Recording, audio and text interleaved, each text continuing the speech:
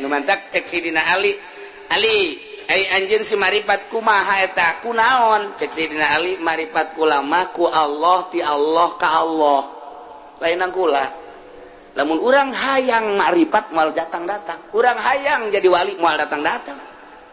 lain wali mujbir mah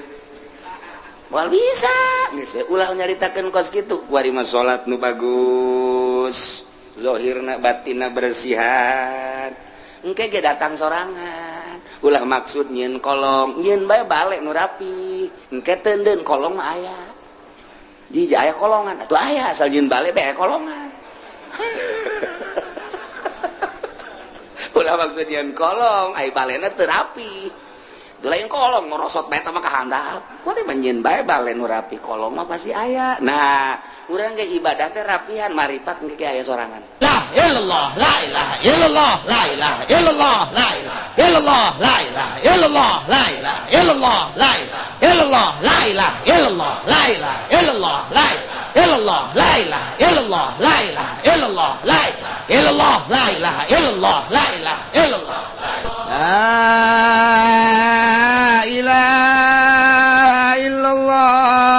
la ilaha illallah wa batinah ieu hese mah tarolah nu zahir mah meureun ai ustad-ustad teuing mah nyana kajaga ku kaustadan tad bulan kitu resep daek atuh aing mah ai daek mah daek we geus aing korep ustad pa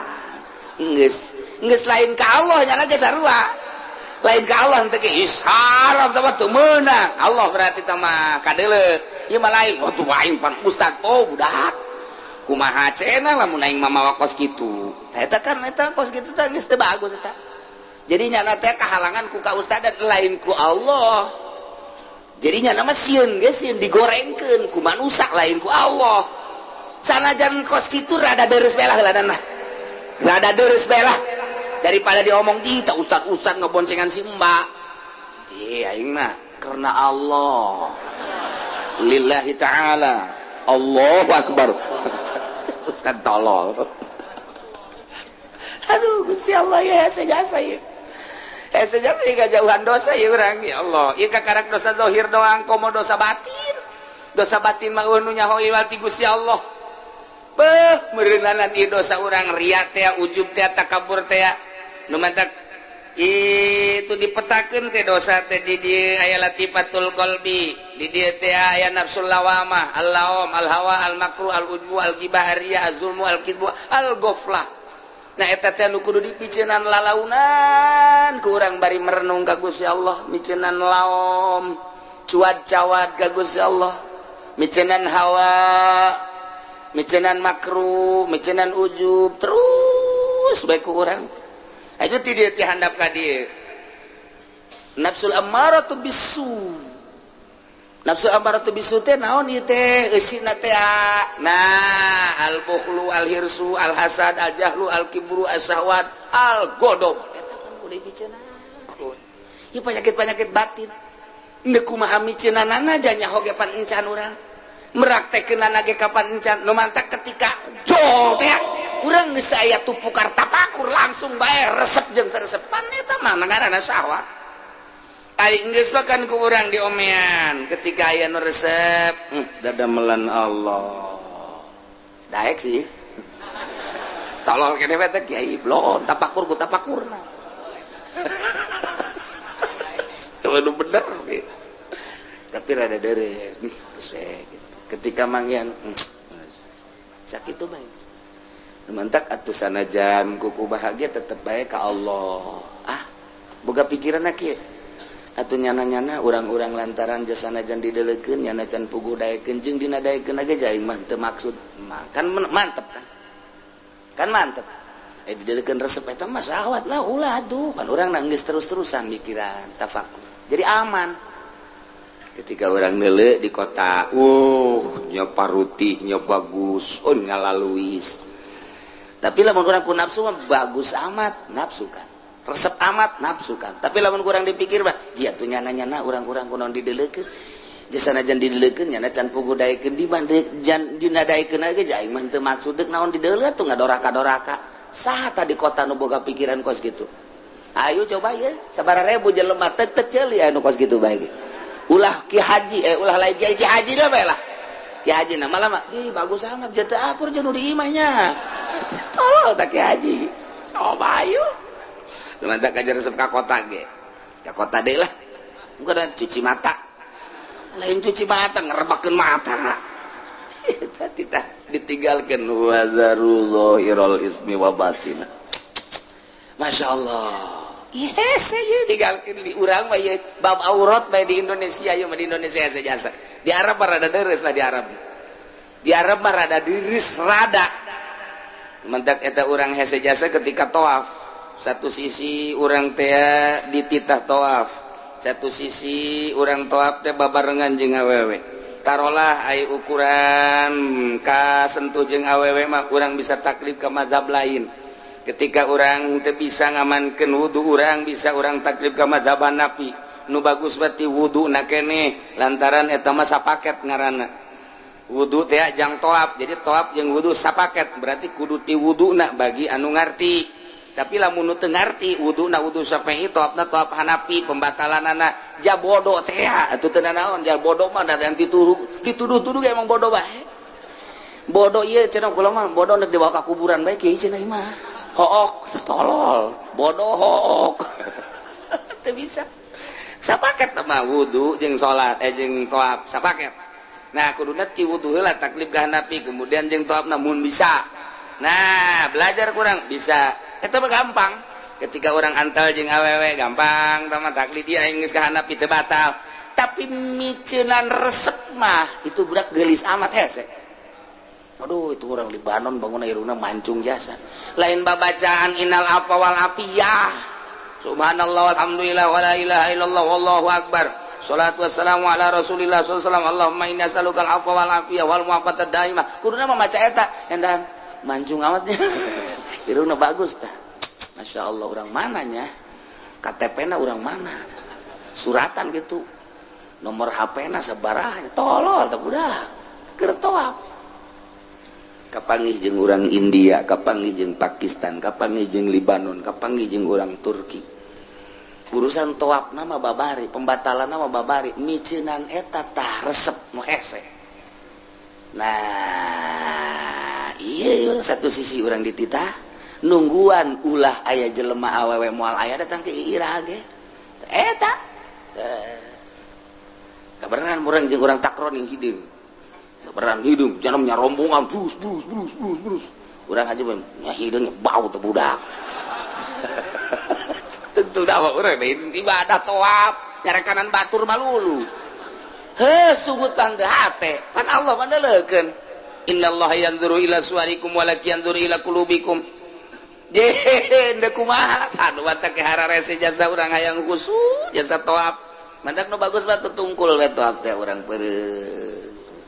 bari babacaan atau babacaan onam lah teman tadi dititah sapira doa menta geus we teu kudu atau baca Quran baca sholawat ayo coba deuleu nu toab aya nu kitu jauh malah masuk nutur-nutur saya nutur nah lumayan cek nya teh keur toab lumayan encan sae aja geus beres urang di masjid yuk baik ye pantitah nelekeun Baitullah Allahumma zid hadzal baita tashrifan wa takriman doana terus bae ka doa eta keur teu ngadoa ge geus nelekeun Baitullah urang diganjar 20 derajat nelekeun bae gitu sakedeung mah nelekeun kieu aya nu liwat bancung eleh Baitullah ku irung urang ieu muter ka dieu aya deui nu ti ditu ka dieu muter deui Baitullah na teu kadeung eta urang hese Masya Allah matak Fudel bin Iyad bangis teu ka masjid Jumat geus teh eta mah bagi jelema nu keur ngabersihan batin tah ilah huwa zarul ismi wa batina tarolah nu zahir mah meureunanan pangkat ustad pangkat kiai mah rada deres rada bisa rada encan aya bisa mah rada tapi pelebah batin mah hese jasa ria teh ujub teh anu tadi dicaritakeun teh masyaallah sakitu hesena dua eta tina latifatul qalbi jeung latifat jeung nafsu. Latifatun nasi inna nafsala ammaratun bisu esina sakitu tadi. Nah ieu nu hararese mah kos kitu. Nah eta teh nu kudu dipiceunan teh urang teh hirup memeh maot supaya miceunan penyakit eta. Ulah ngahayalkeun hayang jadi wali, ulah ngahayalkeun hayang jadi solihin, ulah piceunan bae eta wali mah datang sorangan.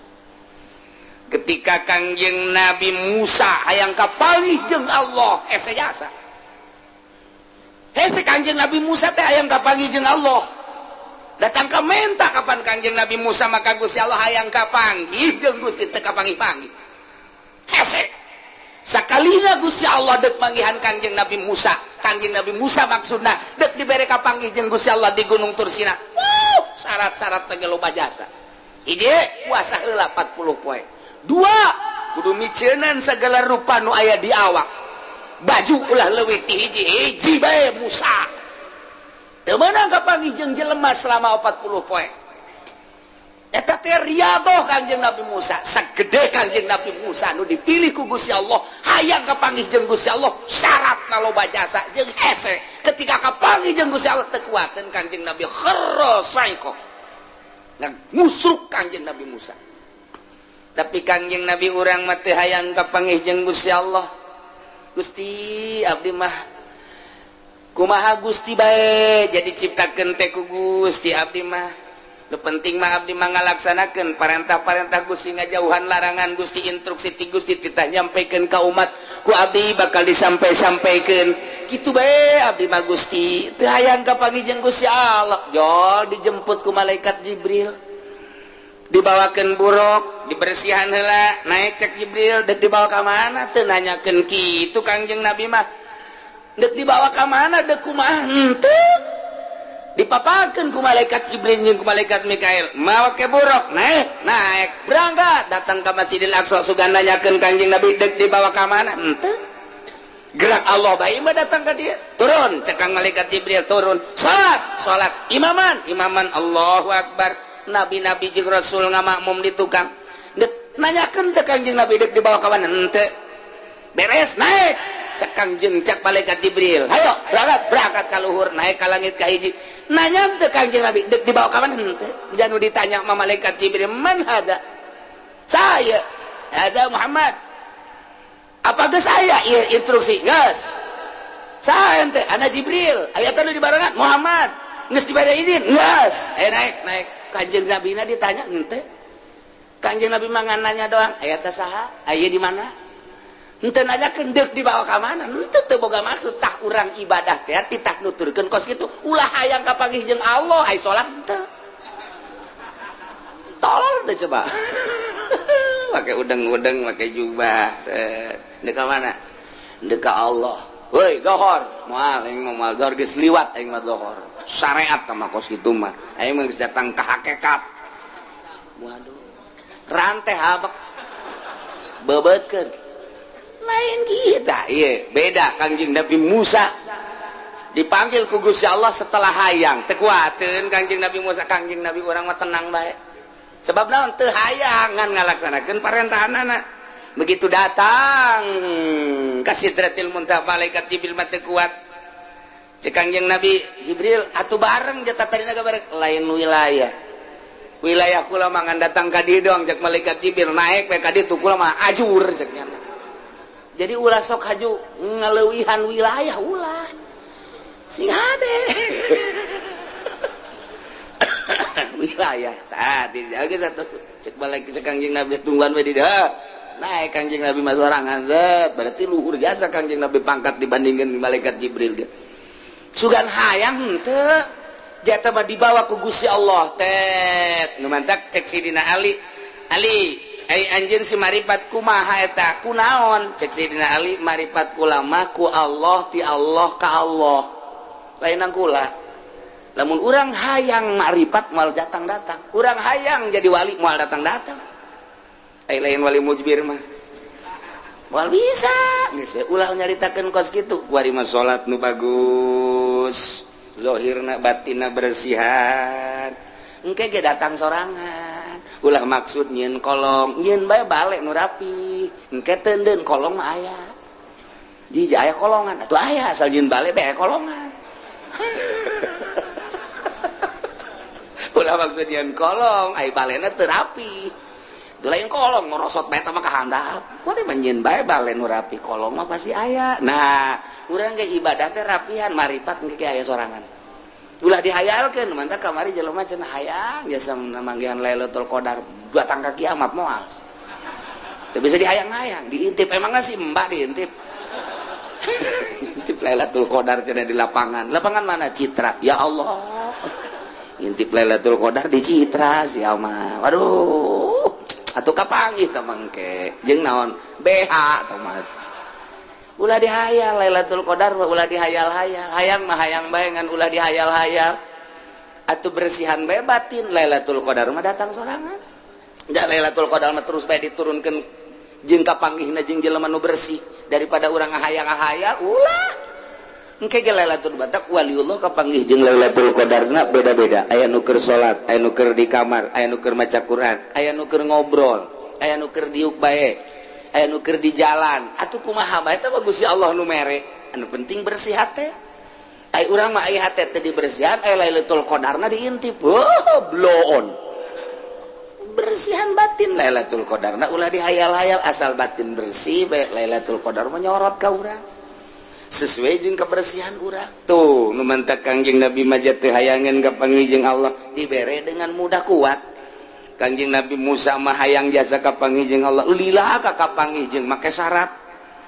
Kitulah carita jelema nu endek makrifat ka Gusti Allah teh, nu endek usul ka Gusti Allah teu kudu dihayal-hayal. Laksanakeun bae mulai syariatna naik urang ka tarekatna, engke ge hakikat bakal aya sorangan. Asal geus datang ka hakikat bae geus nikmat neuleuh naon bae Allah. Dina harti urang teh kagambar bae ta Allah teh geus teu sieun ku pejabat, teu sieun ku rakyat, geus teu kabita ku dunya. Hiji bae Allah. Geus mantep tah lamun geus kos kitu tah. Nah eta kudu eta. Ieu konsepna wazaru zahirul ismi wa batin. Piceunan geura teh. Dosa zahir jeung dosa batin. Carana kumaha tuh kiai miceunan teh tinggalkeun secara zahir istighfaran sungut urang istighfar qalbu urang tobat memantak tobatna per detik tobat bae tobatnya per detik terus-terusan tobat teh sehingga tobatnya jadi makom geus belajar heula tobat engke jadi bisa lamun geus bisa jadi ahli lamun jadi ahli tobat iya dek di mana bae ge kuari datangna dosa teh ya geus moal bisa lantaran geus ahli tobat geus belajar heula kuari urang tobat mimiti zahir istighfaran make sungut mata istighfar astagfirullahaladzim tujukeun ka mata astagfirullahaladzim ya Allah abdi hampura Gusti tina dosa mata teh lain nu abdi tapi nu Gusti kemudian dibikeun ka abdi hak supaya abdi teh bisa neuleuh kuari nu dideleukna makhluk Gusti ieu mata nu abdi dipake ku abdi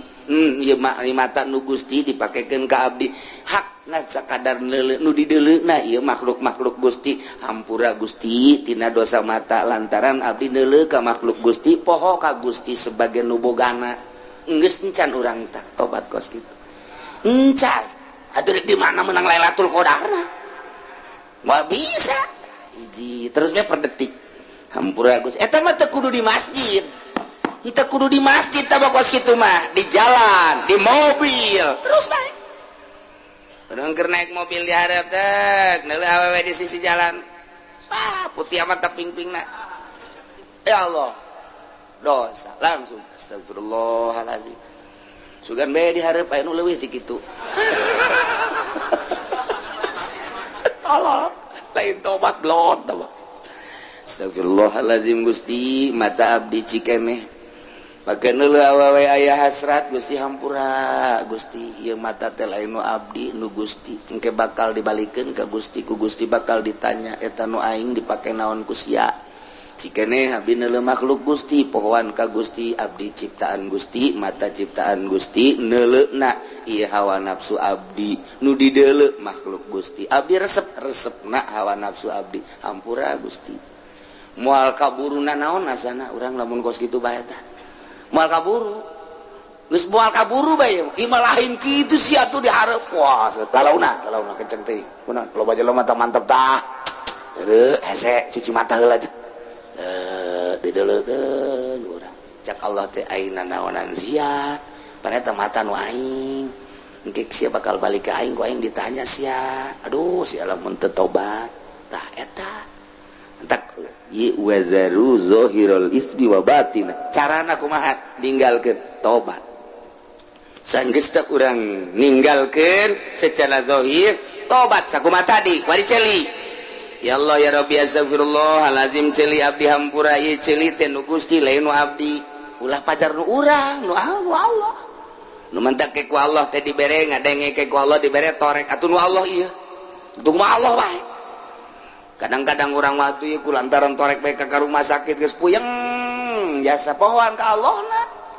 cak Allah sia tuh lain ka aing ka dokter mah ka dokter bae tapi ka aing jeung teh nu ngenorekeun ge aing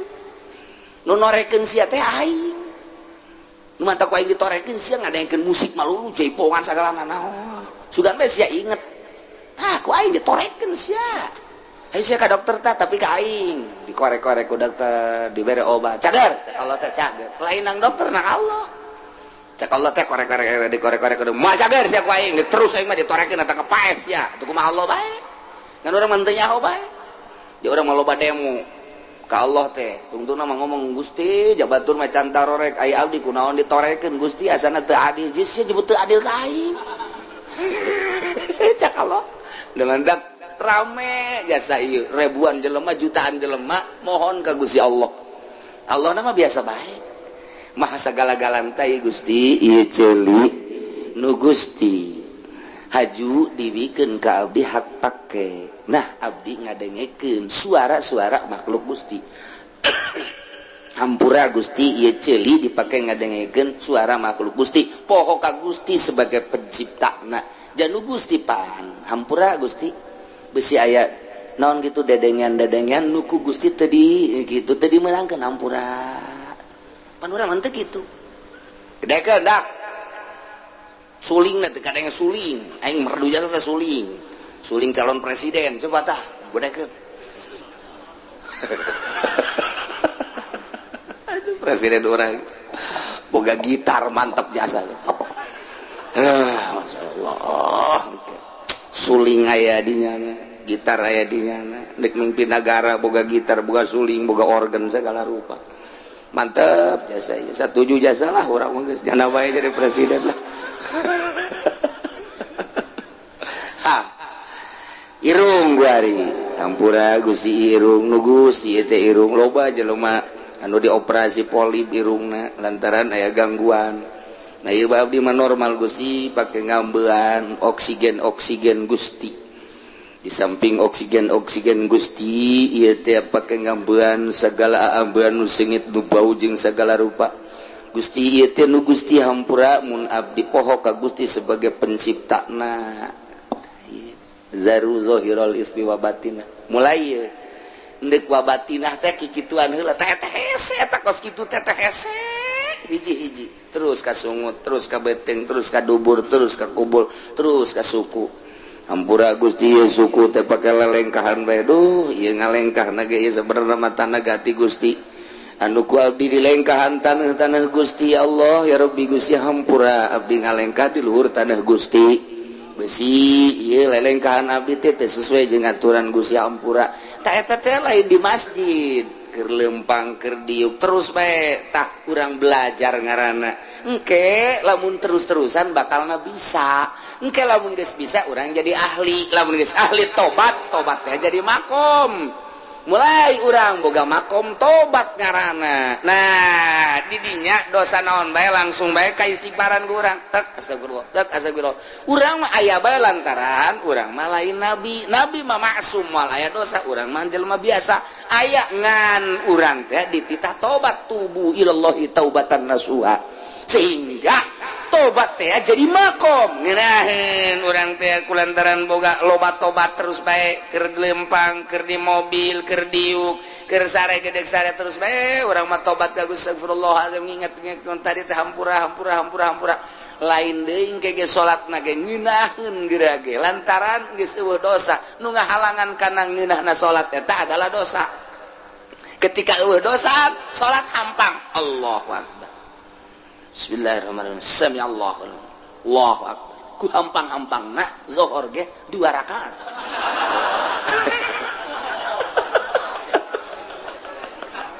Aduh, ngaco sama salat bos gitu. Wa dharu zahiral ismi wa batinah. Tinggalkeun ku arnyaneun kabeh dosa-dosa nu zahir nu patali jeung raga wa batinah jeung dosa nu tersembunyi. Ya nenu aya di jero hate wal ismu kila azina wa kila kullu masyiatin cek sakaul malain zina seluruh permaksiatan. Yo sing hade innal ladzina yaksibuna al isma sayujzauna bima kanu yaqtarifun. Sanyanya jelema anu migawe kana dosa baik dosa anu zahir maupun dosa anu batin engke teh bakal dibalas ku sebab pagawean manehanana di dunia. Ya Allah ya Rabbi, urang teh sugan teh mah geus neuleuh bae geus ngadenge bae sugan teh mah nyekel bae sugan teh mah ngomong doang sugan teh mah lelengkan horenganan sayujzauna bakal dibales ku Gusti Allah jaga di akhirat balesanana diadilkeun ku Gusti Allah disesuaikeun bima kanu taripun ku sebab pagawean nu kurang dilampahan di dunia nu teu katobatan teh nah ieu bata bake neuleuan anu diharamkeun ku Gusti Allah can katobatan sayujzauna bimakan bakal dibales ku sebab mata nu ku anjeun digunakeun pake neuleuh haram-haraman. Ceuli sayujzauna bakal dibales eta ceuli pake ngadengekeun nu diharamkeun ku Gusti Allah. Sungut sayujzauna bakal dibales ku sebab ngomong-ngomong nu diharamkeun ku Gusti Allah. Leungeun sayujzauna sopo sayujzauna geus puguh kabair zina jeung sajabana mah. Nah ieulah sayujzauna bima kanu yaqtarifun. Sing hade urang mumpung masih keneh dibere umur ku Gusti Allah dibere sehat ji teu nyaho bawa isukan dicabut nyawa bawa minggu hareup dicabut nyawa bawa bulan hareup dicabut nyawa ai kitu mah geus katobatan ngeunaheun urang. Tapi lamun can katobatan ieu rempan mantaklah cek ulah bae geus aki-aki mah geus umur 40 kaluhur 50 mah komo-komo 60 mah geus ngongkoyangkeun tasbih bae geus ulah aya dipake mah kongkoyangkeun bae cek ulah mah geus ulah nanaon geus bae di imah masyaallah moal kebal deui tah ngaca geus peot kulit dikeke geus peot kabeh geus peot bobogaan geus hese ka hudang angel sanjana di toelan ge angel jasa henteu cara keur ngora teh jauh keneh teng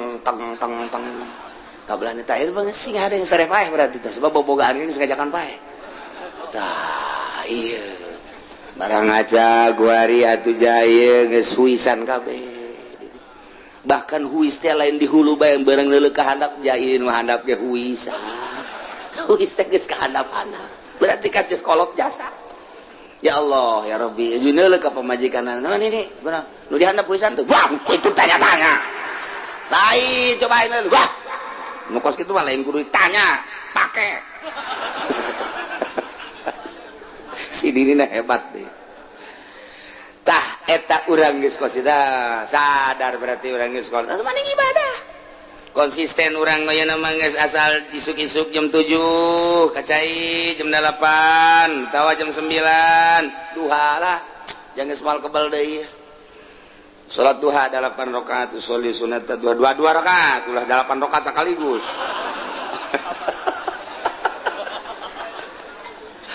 dua rakaat Allah tenang panggil ke orang anak orang itu kontrakan itu tuh jang sia itu tuh toko-toko tuh jang sianya guys emang abang ke mana abang mau kembali lah tuh sekolah ieu tapi tetap bagi 2 sia ngalaksanakeun store ka aing deres sakit tuh guys deres karena hirup keneh guys jadi geus plong wes petula patel urusan usia sawah aing mah ibadah bae ka Gusti Allah beuh eta kolot mantep jasad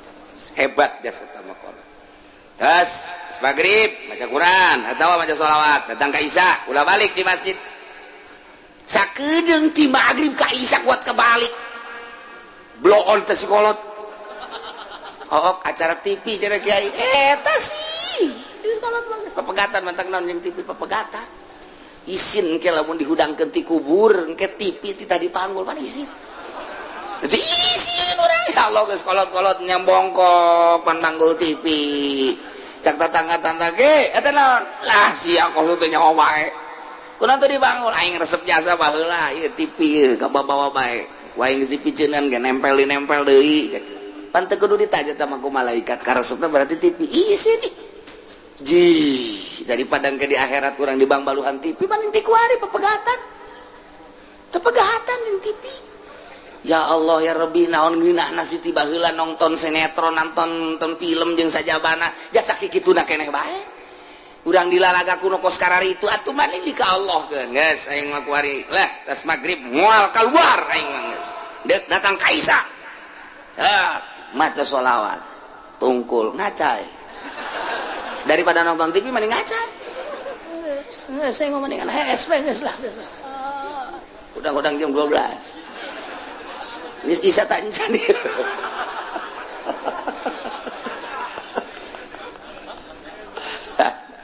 ikir cerita wazaru zahiral ismi wabak tinggalkan dosa zahir dosa batin mentak ieu hese ieu pelebah miceunan batin mah eta teh anu kitu ngaranna guru toriko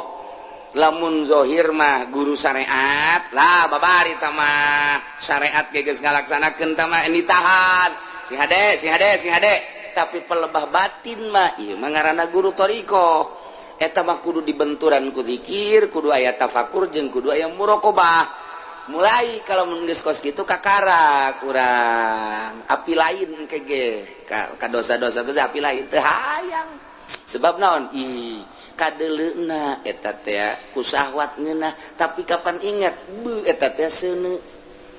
tama dina ilmu tarekat mah kos kitu lamun urang mikiran kana kangeunahan bae urang bakal terus bae terlena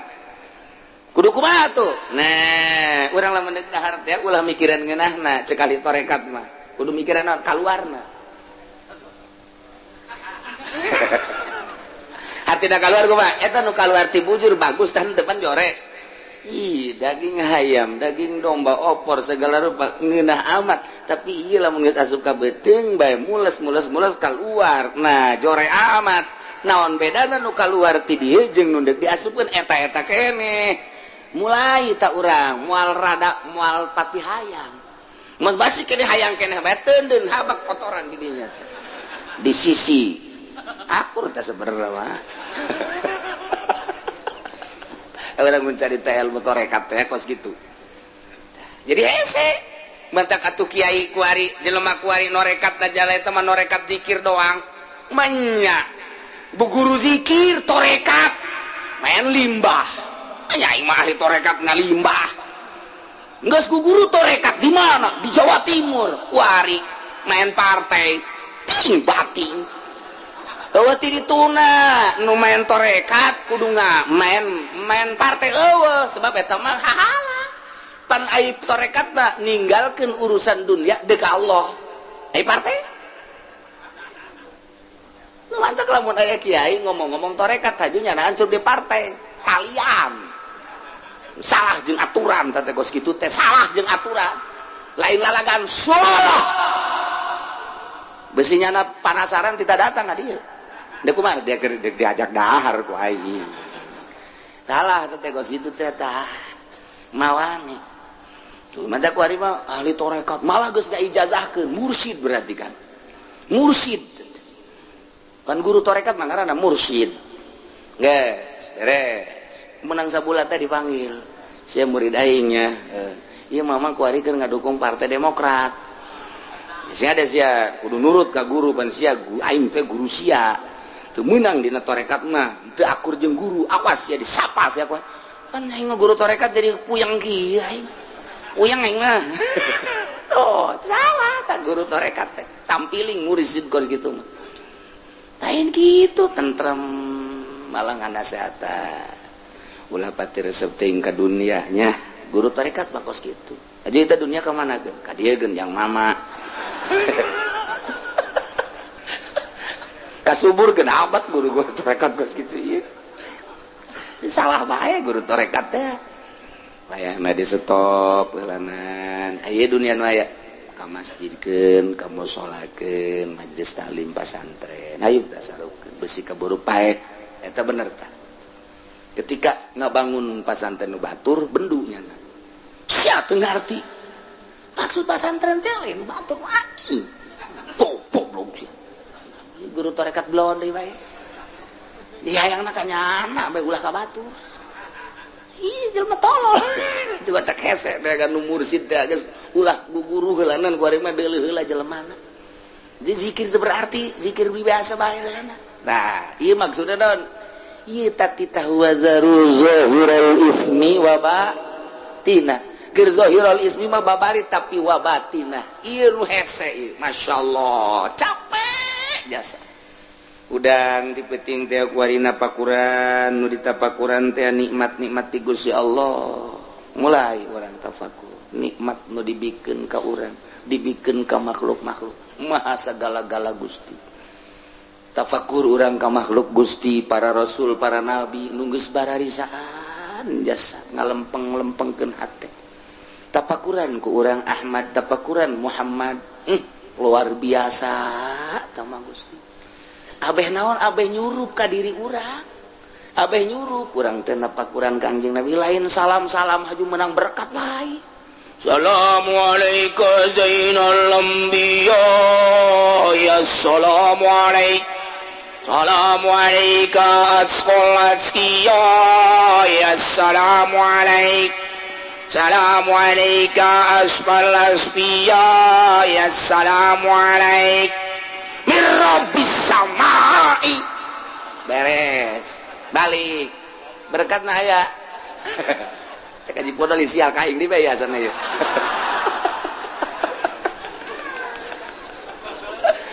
anu dibaca ku urang teh tadi assalamu alayka zainal anbiya asfal asfiya boh jelema anu nyaritakeun dicaritakeun kebeningan ati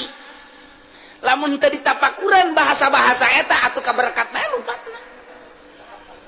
berkat baik apa pernah Kangjeng Nabi nyaritakeun berkat ya henteu malah tu urang nu mamacanyana aju ka berkat mobil teu daekeun leumpang ieu naon ieu panitia da teh horenganan amplop poho mobil teu daekeun barang amplop oh ieu kieu hadena ge can berangkat cek cenah teh ieu ya amplop jatah aju tokcer bae sial ta mobilnya hoan jasa nu dibaca kurang assalamu alayka zainal anbiya assalamu alayka asqal asqiya assalamu alayka asfal asfiya assalamu alayka asqal asqiya eta pan maknana pohara jasa mun teu ditapakuran kurang dimaknaan doang moal nyurusup ka jero hate tapi ketika kurang ditapakuran tah muraqabah Ahmadiyah muraqabah Muhammadiyah di muraqabahan kurang impleng kurang sapeting eta kamulyaan Kangjeng jeung keagungan Kangjeng sipatan-sipatan Kangjeng jeung kebersihan Kangjeng datang ka miraj-miraj da Kangjeng sapoting dua peuting tilu peuting bakal nyulusup ka jero hate urang set leuleus hate urang hayang nurutan Kangjeng Nabi mulai tidinya tet lelengkahan urang teh nguturkeun Kangjeng Nabi set geus mah nyaritakeun berkah starter ge langsung togjer tah mah oh itu saya pemuraqabah ngan hese nah ilah dek micenan zahirul ismi wa batin di bulak-balik teh kurang geus sering urang lah ngaji mah ieu tapi ngabersihan praktekkeun coba supaya urang rada beda hirup urang oh renungkeun ku urang merenungkeun nu aya di urang bae heulana ulah pejauh-jauh orang meja encan guguru orang mah tarekat teh encan merenung mah teu naon napakuran beuh eta guru urang abuya tiloka mamana nya nama berarti geus betaheun jasa sorangan aya naon eta di diri nama kebetah sorangan ge nyana di imah sorangan bae gawena naon beusi ke urang nurutan nyana ai nyana mah maca Quran ai urang mah nonton TV beja tanyakeun teh si Abuya nyana sorangan bae oh nyana mimiti salat duha aju ngaji terus oke salat terus ke istirahat ke ngaji deui ke salat deui terus kapetingkeun terus baca Quran terus reup sarek terus udang salat deui terus gitu bae oh jadi ibadah beusi ke diturutan cicingna doang aju urang meuli TV buat teu mantap imah TV dua abeh nurutan Abuya teu ka mana-mana tepan tolol eta kos kitu tah nah tafakuran eta kakarak sapangkatnyana komo Syekh Asnawi meureunnan eta sapangkatnyana komo Syekh Nawawi meureunnan terus dipikir ahli-ahli Allah nu mantak salapi bakos kitu lamun urang mengkol ka lain salapi nurutan nu lain salapi we kiai anu mah bisaannya ngabangunna hebat eta menang di mana itu nya mah pan proposal aya pan koneksina sah koneksina si hayang emang atuh hayang waukeun atuh aing hayu jeung aing mulai itu asal napakuran kadinya resep kadinya arahna tapi lamun napakuran wali minimal urang teh bau wali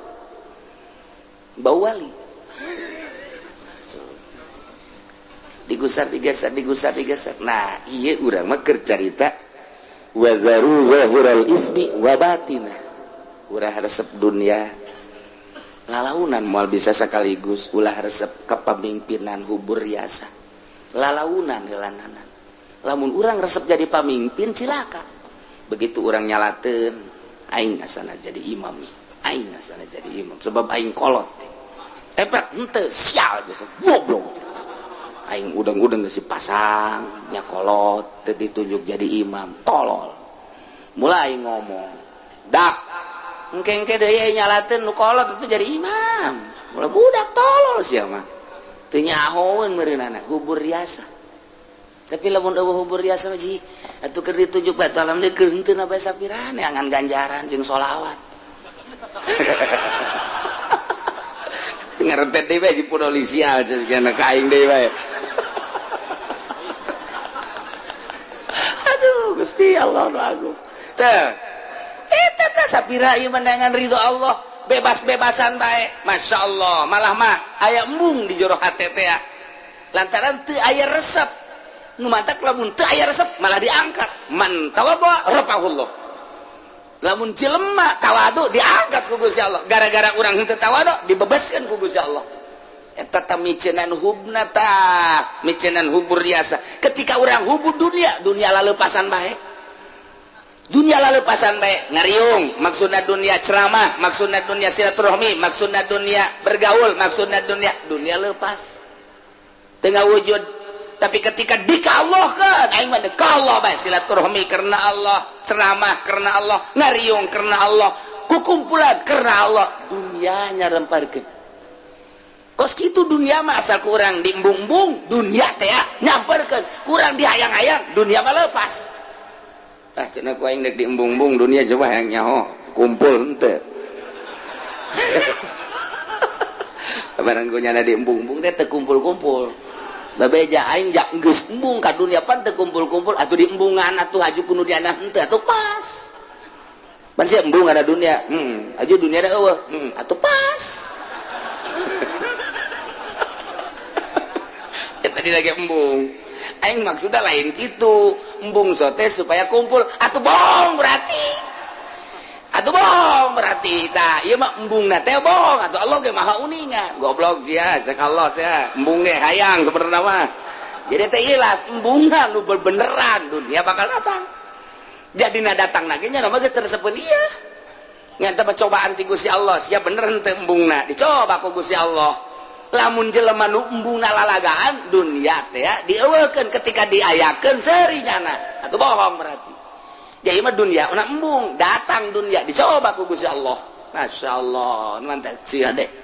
tah ieu nu hese ge tah micenan hubur dunia micenan hubur riasa micenan hubul mahmadah micenan hubul hub ieu keur carita zahirul ismi wa batinah zaru zahirul ismi wa batinah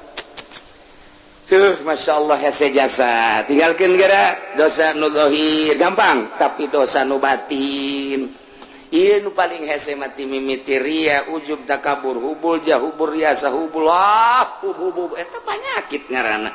dibawa kurang ke jero kuburan ditanya ku Allah kunaon teh dibersihan nah iyalah urang ngaji teh ya mulai hese orang ngaji mantap cek Imam Ghazali maca mah babari ngahartikeun babari praktek negeresnya hese kajen kukumaha ge ja bener nah innal ladzina sayana jelema yaksibuna isma anu ngausaha anu ngalaksanakeun dosa awas sayujzauna engke bakal dibales di akhirat di akhirat dibalesna disesuaikeun bima kanu yaqtarifun wala taqulu wallahu a'lam.